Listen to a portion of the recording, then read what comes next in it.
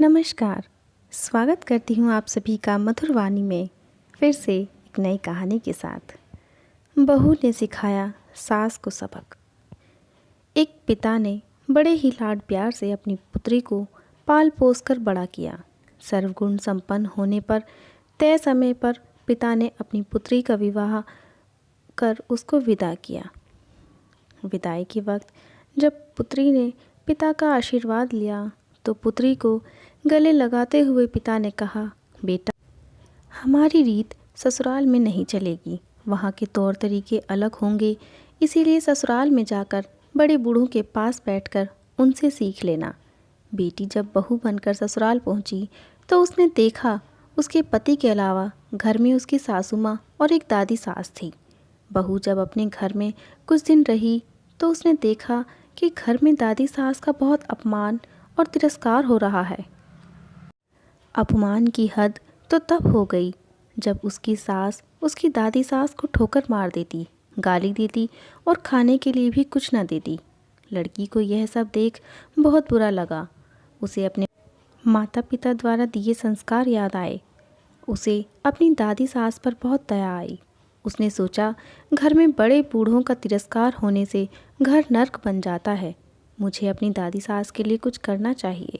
उसने सोचा, अगर वह अपनी सास को समझाने का प्रयास करेगी तो उसकी सास उसके साथ भी इसी तरह का बर्ताव करने लगेगी। उसने खुद अपनी दादी सास की सेवा करने को सोचा। अब वह रोज़ घर का काम खत्म करके अपनी दादी सास के पास बैठ जाया करती और उनके पैर दबाती। कुछ दिनों बाद ही सास को बहू का इस तरह दादी सास के पास बैठना और उनकी सेवा करना अच्छा नहीं लगने लगा। एक दिन सास ने बहू को बुलाया और कहा, बहू, तुम घर का सारा काम छोड़कर हमेशा दादी सास के पास क्यों बैठी रहती हो? बहू को पता था कि एक न एक दिन उसकी सास उससे यह सवाल ज़रूर पूछेगी।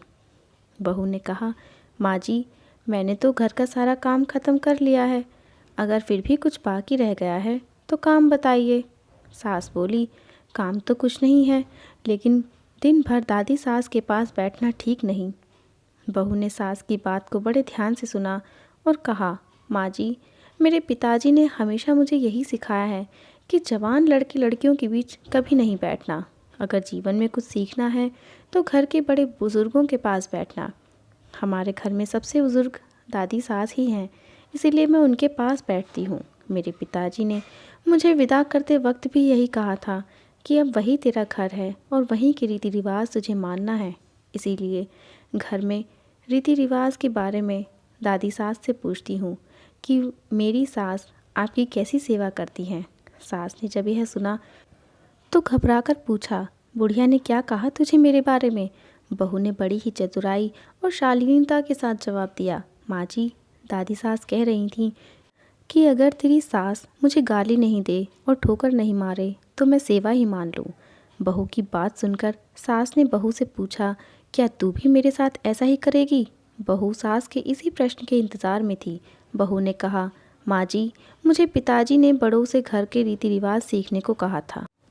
अगर घर के रीति रिवाज बुज़ुर्गों के अपमान करने के हैं तो मुझे भी रीति रिवाज मानने पड़ेंगे। बहू का जवाब सुनकर सासू माँ को अपने भविष्य की चिंता सताने लगी। उसने सोचा, जैसा व्यवहार मैं अपनी सास के साथ करूँगी, मेरी बहू भी वही सीखेगी और फिर वह भी मेरे साथ वैसा ही व्यवहार करने लग जाएगी। सास अब दिन भर इसी विचार में रहती।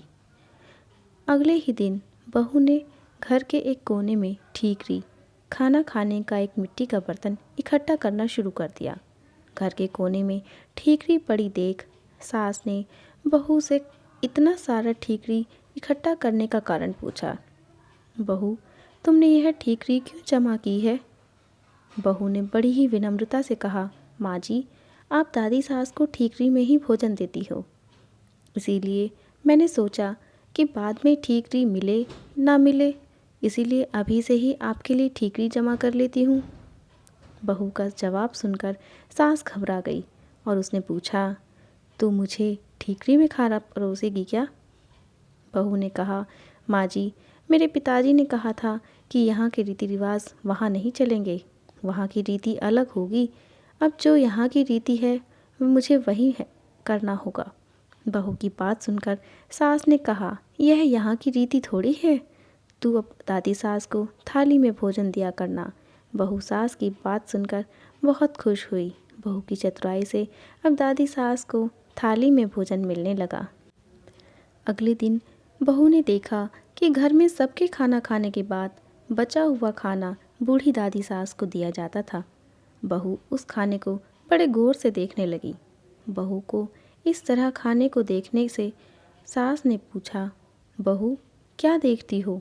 बहू ने कहा, सीख रही हूँ घर में बूढ़ों को क्या खाने को दिया जाता है। बहू की बात सुनकर सास ने घबराकर कहा, बेटा यह कोई घर की रीत थोड़ी है, कल से तू दादी सास को सबसे पहले भोजन दिया करना। बस अगले दिन से ही दादी सास को बढ़िया भोजन मिलने लगा। धीरे धीरे बहू ने सास की सारी आदतों को बदल दिया। अगर बहू अपनी सास को उपदेश देती कि उन्हें बड़े बूढ़ों के साथ इस तरह का व्यवहार नहीं करना चाहिए, तो सास उसकी बात कभी नहीं मानती। इसीलिए आज की युवा पीढ़ी को चाहिए कि उपदेश देने के बजाय खुद के आचरण में सुधार करना चाहिए। आशा करती हूँ आप सभी को यह कहानी ज़रूर पसंद आई होगी। तो हमारी वीडियो को लाइक और चैनल को सब्सक्राइब किए बिना जाइएगा नहीं। धन्यवाद।